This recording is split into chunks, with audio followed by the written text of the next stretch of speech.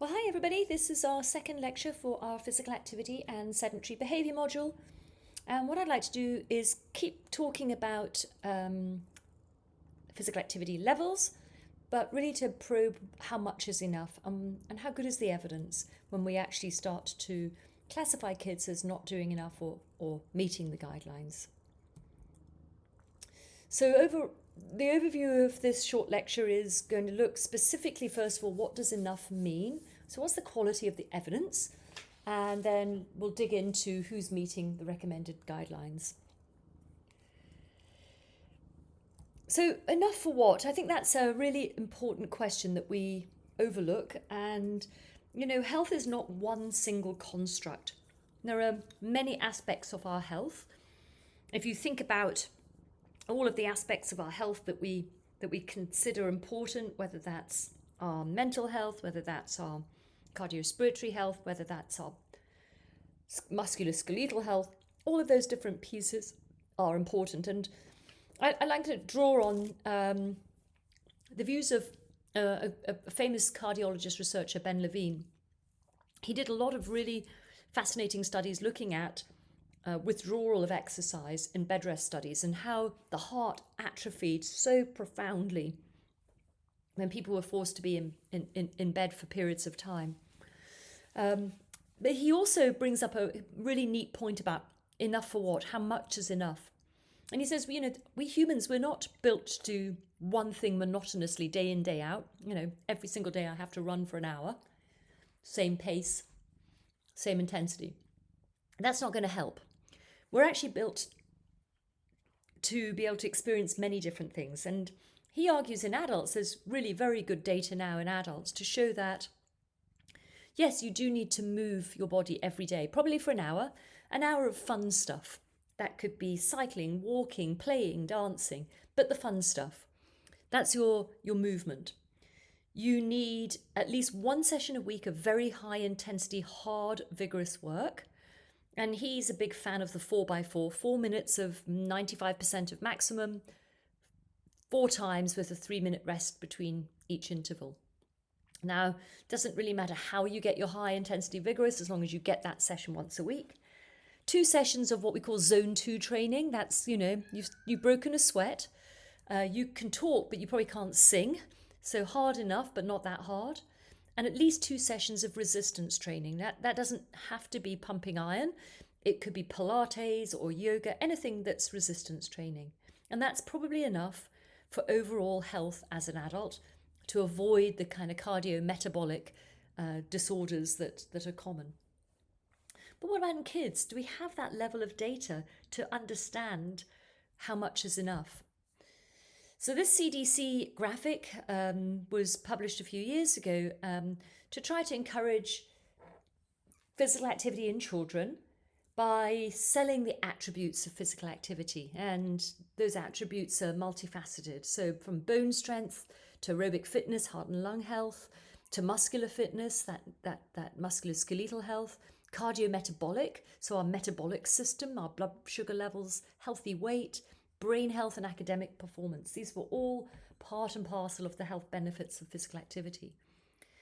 So the question we should ask is, how good is the information? And this was asked by a really neat paper by Poitras that was published in 2016. And he asked, what's the quality of the evidence like? And what is the evidence? So these were largely observational studies, and they were, first of all, screened for bias, so that you couldn't have selection bias. They had to be sampled appropriately. They had to have what we call the no performance bias, no attrition bias, so you can't have incomplete follow-up or loss to follow-up. You can't have any selective reporting where you leave out information that's important. And no detection bias. So you can't have a flawed measurement outcome. You can't measure an outcome that's poorly measured. And then he graded the evidence into quality with 4 groups: high evidence, high quality, moderate quality, low or very low. And the highest would be proper randomized trials, the lowest any other types of data. And then if there were limitations because of serious biases, then the evidence of the quality of the evidence was downgraded. And this means that this review is a really neat summary of the health outcomes of physical activity. So what did he find? Well, let's just go around all of those attributes, and we'll take the one, first of all, that's been researched the most, which is cardiorespiratory fitness or aerobic fitness, blood pressure, so heart and lung health. So the quality of evidence was very low to low, lots of bias. There was some evidence that heart and lung health was improved by total physical activity, moderate to vigorous physical activity, and vigorous physical activity. But bear in mind that the quality is very low to low. For weight maintenance, again, very low to low evidence. Some evidence that generally favourable for moderate to vigorous physical activity and vigorous, where favourable adiposity. But again, quality of that evidence, very low to low. Bone strength, low to moderate evidence, so not bad, and favourable for total physical activity and vigorous physical activity. So some quite nice studies out there that favour physical activity and vigorous physical activity for bone strength and bone health. Cardiometabolic health, well, evidence is low to moderate, and the findings are mixed. That means that there's some studies that find a favourable effect and some studies that find no effect. Muscular fitness, mixed results, very low to low evidence, so we really don't know. Same with academic performance, very low quality of evidence and mixed results. Same with brain health. So in truth, we don't actually have great data on the health benefits of physical activity for children. Now, I'm not trying to suggest that we don't promote physical activity, because we do have great evidence in adults that physical activity really does ameliorate lifestyle disease, and starting these habits early is important. And there is some evidence that being an active child will confer some benefit. So let's turn our attention to the guidelines, and I'm going to use the CSEP guidelines because they had a nice change, if you like, in the guidelines, the way in which they promoted these for school-age youth, adults and older adults, as well as the early years. They considered not just physical activity, they looked at the 24 hours that we spend each day and how we integrate physical activity, sedentary behaviour, sitting and sleep into our day. So if we consider the 24-hour guidelines, and this is for our school-age children, we're suggesting that they should be getting 60 minutes of moderate to vigorous physical activity. I'd like to counter that. I think that's monotonous. I think we've seen already, when we looked at the physiological responses for an aerobic fitness benefit, that kids need to work a lot harder. They actually need that high-intensity work that Ben Levine promotes in adults. So, the 4x4 would be great for this age group. It doesn't have to be 60 minutes of monotonous MVPA. They do talk about our bone strengthening, so yes, there's resistance in there. And perhaps 3 is a lot, but probably twice a week would work if you had your high intensity exercise instead of the MVPA 60 minutes. Kids need lots of sleep, so do we. And then the sit is in fact not sit time, it's actually screen time. And I'm going to argue that this is quite antiquated and rather inappropriate in a day and age in which screens are ubiquitous with everything we do, whether that's learning, whether that's socializing, and not all screens are sedentary. And this derived from data back in the 80s and 90s from television viewing. And really, television viewing is very low on the screen. Hot screens I use, we're more likely to have a smartphone or a tablet. If we look at the early years, they miss out screen because really they should have less than an hour, and I think this is totally unrealistic in the 0 to 4-year-olds, and kids shouldn't be restrained for more than an hour at a time, so they shouldn't be spending long periods of time in a stroller or car seat or sitting for extended periods. So slightly different guideline for the younger years.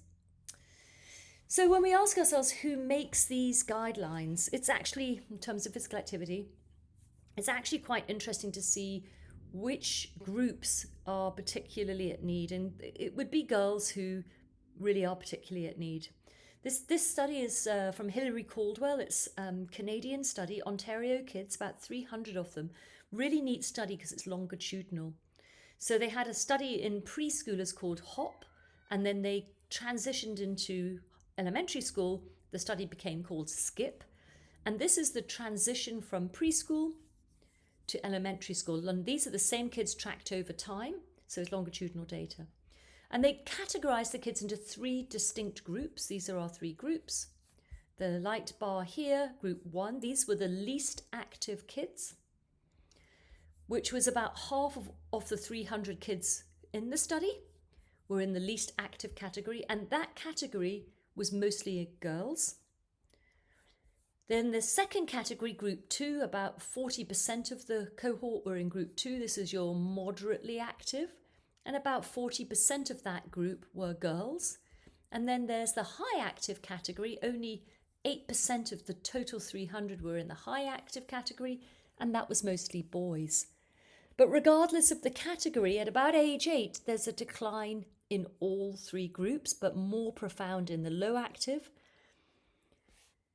And that difference between activity, the sex difference, because this is largely a girl group and this is largely a boy group, is about 15 minutes a day in this particular study. And if you look at some Canada-wide data, this is the average activity in terms of minutes per day of our preschoolers, our elementary and our middle schoolers, and this is our girls. And you can see immediately into elementary school, the average girl does not make the MVPA guideline, whereas the average boy does, and he maintains that largely through elementary school, and then his activity declines into middle school, where the average boy is not going to make the guidelines. So that's our preschoolers and our elementary schoolers. What about our adolescents?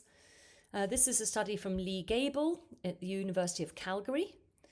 And she found that in a group of adolescents, only 24% met the guidelines. And of those, only 9% were girls. And hers is about a 20-minute difference between the girls and boys. And this is a really neat study because, as you know, the girls will mature about 2 years before the boys. And this is a predicted age at peak high velocity. And what she did is she took this cohort and she lined them up by maturation, because you could argue that big decline in the girls is really a reflection of maturation. But when she lined up the boys and girls by years from peak height velocity, your -1s, your +1s, your 0s, that 20 minutes of difference in terms of MVPA per day between girls and boys persisted, irregardless. Once you line them up, that you still, irregardless of maturation. So once you line them up by maturation, there's still a sex difference. It's not maturation that's driving or masking the sex difference. I think what's really interesting is not the sedentary time in this cohort. So boys and girls have the same amount of sedentary time, which goes up with the maturation, but the girls have less active time. So Participaction utilizes the CSEP 24-hour movement guidelines and then grades the cohorts in terms of meeting these. And so this is Canada-wide data. So this is data from 2022, post-COVID, or just out of COVID, I should say, but only 28% of the Canadian youth met the physical activity guidelines for that 60 minutes of MVPA a day. Apologies, I have a very noisy cat. When we look at screen behavior, that's our less than 2 hours of screen time per day. Only 18% of youth meet that. And I'm going to argue again that this is inappropriate. This isn't sitting time. It's just time with a screen. And screens don't necessarily equal inactivity. I think we'd be better off considering how we sit and breaking up prolonged sitting, no matter what it is that we're doing. And we'll come back to that. Sleep. Canada's getting a B+ or a B. Kids mostly, 60% of them will make the sleep guidelines, which is a good thing. But when you put those together and you take the activity, the screen time and the sleep, and meeting all three, only 5% of Canadian children and youth can do that. So a definite fail for that. I think what's important is that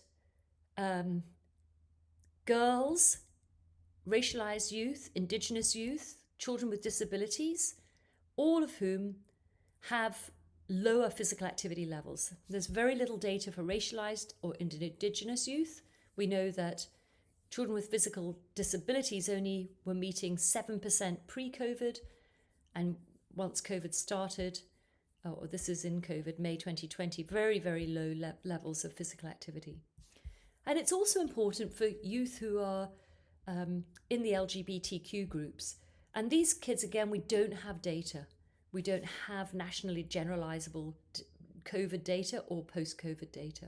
So COVID really did take a hit on youth, but particularly for certain groups, girls, kids with disabilities, and we know probably racialized, Indigenous, and kids in the 2S LGBTQ plus groups.